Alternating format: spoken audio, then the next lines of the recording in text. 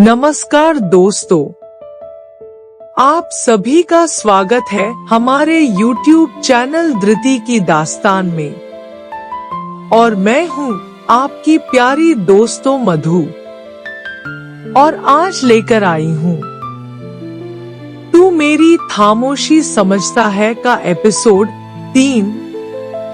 तो जानते कि आगे स्टोरी में क्या होता है।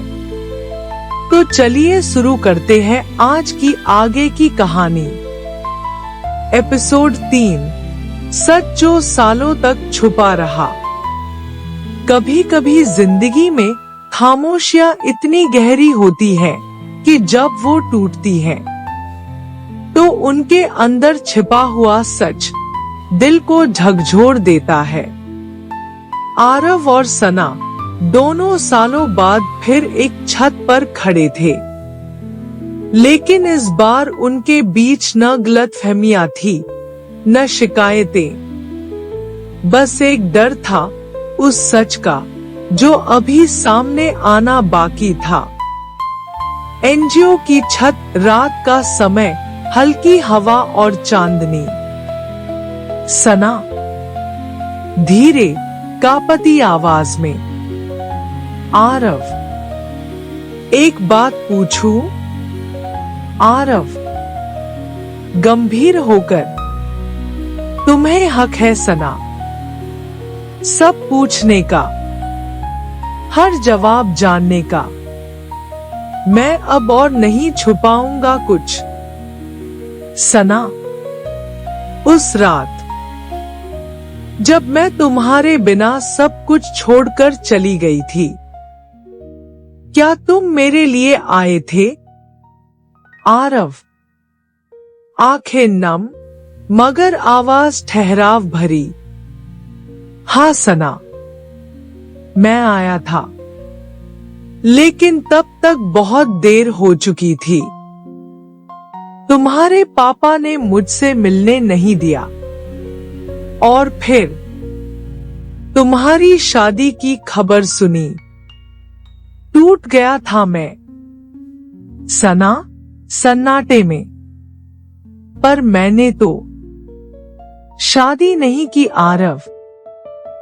सना के इस जवाब से आरव का चेहरा सुन पड़ जाता है। उसके पांव जैसे जमीन में गड़ जाते हैं। आरव, क्या ये क्या कह रही हो? सना, मैं हर रिश्ते से दूर भाग गई थी, किसी और से शादी तो दूर। मैंने तो खुद को सजा दे दी थी। तुम्हारे बिना जीना सबसे बड़ी सजा थी मेरे लिए। आरव की आंखों से आंसू बहने लगे।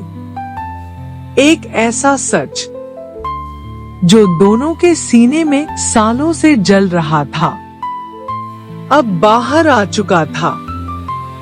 फ्लैशबैक 15 साल पहले, एक चिट्ठी का सच।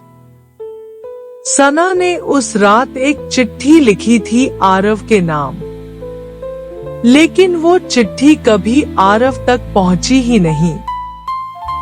उसे रोक लिया गया था उसी शख्स ने जिसने आरव और सना के प्यार को बदनामी समझा था।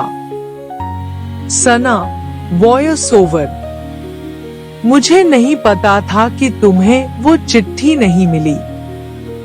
मैं तो समझी कि तुमने ही खामोशी को चुना। आरव वॉइस ओवर, और मैं समझा कि तुमने किसी और से शादी कर ली। आरव सना का हाथ पकड़कर, अब और नहीं, अब मैं तुम्हें फिर से खो नहीं सकता। सना, क्या तुम मेरे साथ फिर से एक नई शुरुआत करोगी? सना की आंखों में आंसू हैं, मगर होठ पर हल्की सी मुस्कान भी। सना, मैंने कभी तुम्हें छोड़ा ही कहा था आरव। बस किस्मत ने हमसे खेल खेला। जब दो लोग एक दूसरे की खामोशी समझने लगते हैं, तब शब्दों की जरूरत नहीं रहती। आरव और सना ने सालों बाद एक दूसरे की आंखों में वो बात देखी जिसे कभी जुबान पर लाने की हिम्मत नहीं थी। और तभी एक कॉल आता है।